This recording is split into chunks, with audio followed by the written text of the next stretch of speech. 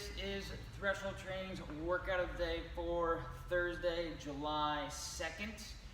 So today's workout, we have a fair amount of movements to go over, and we're going to go over the flow for both the at-home and in-person variation. So if you are in an in-person class with a partner, we are going to go through the following body of work for quality. So it is not for time, this is a for quality workout, which means we want to see great positioning, good technique, and lots of rest. And the reason why we need rest in this scenario is because we don't want to hit technical failure.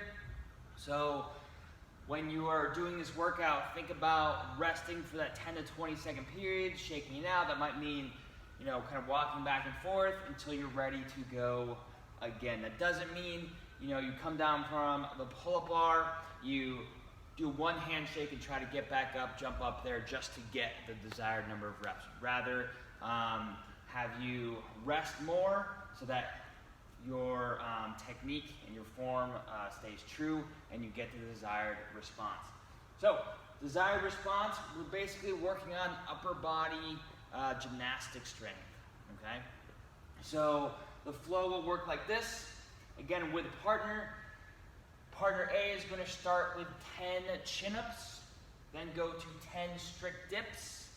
Again, strict chin-ups, then 10 strict dips, then 10 kips on the pull-up bar. Partner B is doing laps of a 10-meter bear hug slam ball carry. That'll be outside. You will go from the garage door to the cone. You will continue your laps of the bear hug slam ball carry as the partner is doing the chin-ups, strict dips, and kips on the pull-up bar. So, you will essentially, when partner A is done the kips on the pull-up bar, partner B now becomes the person doing the chin-ups, dips, kips on the pull-up bar. Partner A becomes the person doing the laps of the slam ball, bear hug, carry. So you're really just switching back and forth. Okay, you're using one partner as the gauge of when to switch. This way we don't have everyone clustering around one area on the pull-up bar. Okay, so we start with 10. Next round we go to 8, then 6, then 4, then 2. So we're looking for you to do about 2 to 4 reps for the chin-ups and strict dips at a time, which means you may need to add an assist to those movements, or you might need to add load to those movements, okay? But we're finding a variation that is challenging enough that we can only do 2 to 4 reps, okay, with good form, right, rather than doing 10, 8, 6, 4, 2 unbroken.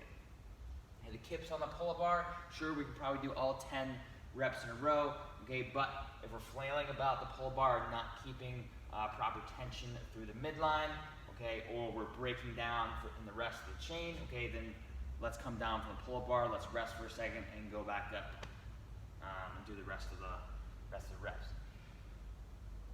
Then, if you were at home, it'll be a slightly different variation here.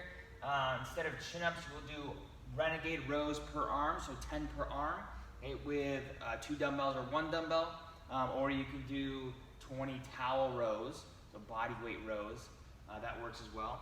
Dips can be from a chair, bench, or a box, okay, or if you'd like to do push-ups instead, that's fine, okay, if you want to work on your push-ups, okay, still 10, 8, 6, 4, 2 for our dips. And then instead of kips on the pull-up bar, if you don't have one or if your pull-up bar doesn't allow for it, then we're going to do a hollow rock roll to Superman. Okay? And at home, you might not have a partner, but what I would do is when you start the timer, okay, just start a timer not because you're going for time, but just so you can gauge how long the first round will take you. And then based on that time, let's say it takes a minute, you then have a minute to accumulate laps of a bear hug carry, or if you don't have room for laps, you can do marches in place or marches over something. If you don't have a slam ball, that's fine. You can use a weighted backpack, or if you want to use your dumbbell, you can hold your dumbbell out in front like this, Zercher style, where one hex is in each hand, or if you have 2 equal weight dumbbells, you can hold one in each arm, or you can hold both dumbbells in a front rack position, and you can perform your marches. So, just to review some of the movements. Number one for the chin-ups. Okay, what we're looking for, we're strict chin-ups. Okay, regardless of the variation that you do, it could be bar on the rack, it could be on the rings, okay, it could be on the pull-up bar, maybe with a band assist, okay, something similar. Okay, so about shoulder width apart for our grip, palms face you. Elbows are going to stay under the bar for the full movement. I have tension in my midline, toes are pointed, legs are straight. I'm going to pull my chin over the bar, not over the bar here, but just over the height of the bar, and then lower under control. So, chin-ups there. Then I could go to a box or bench for my strict dips.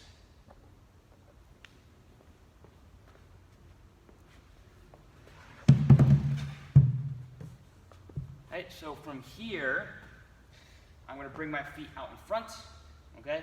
I will rely less on my legs and more on my arms as my feet are straight out in front. Or if I bend them, okay, then I will have a little bit more support from my legs. So I'll come down until my shoulders below the parallel line of my elbow, and then I'll straighten back up, keeping my shoulders away from my ears the whole time through. Then we would go back to pull-up bar and do our kips on that pull-up bar under control. We're not looking for a big range of motion back and forth. We're just looking for small oscillations back and forth. I don't need to go way in front of the bar. I just need to decelerate myself forward so I can come right back, snap right back into my hollow position. If I'm at home, for my chin-ups, I'm doing my renegade rows.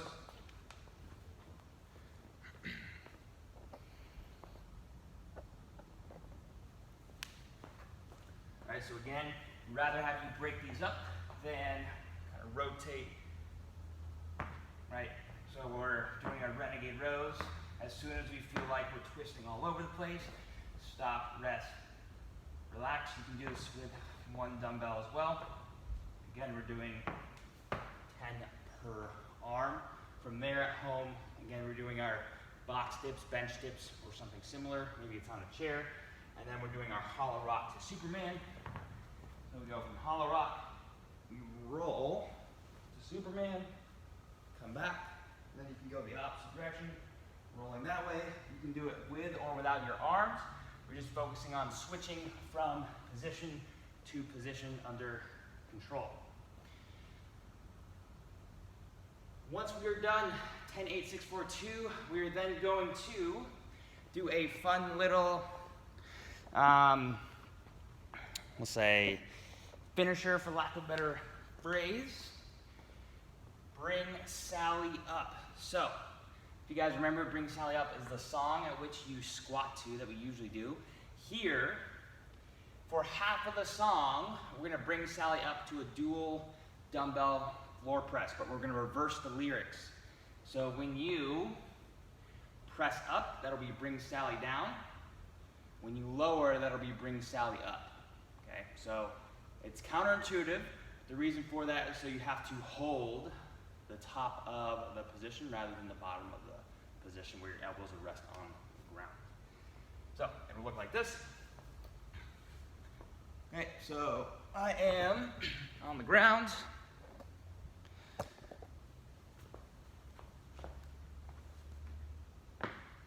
Okay, so I start here, bring Sally up, bring Sally down. You hold as they say the words, then when they say bring Sally up again, you go down, then back up, hold. You work your way through 90 seconds of the song. If you're looking for the song at home, right, you can search for Bring Sally Up, but the actual title of the song is called Flowers. Then we'll take a 90-second rest, and then the last half of the song, we will do a Zercher squat. Okay, so we will hold a plate in our hands, or we will hold a dumbbell in our hands, or use the slam ball that we used in person. At home, you're using a dumbbell or a backpack or something similar. We're going to bring Sally down, hold, bring Sally up, etc., etc. We're going to try to keep the plate where it is versus bring it towards our chest or lean back or something similar. Though the plate or the weight in front will want to pull you forward, your goal is to resist that and hold it away from that dumped position.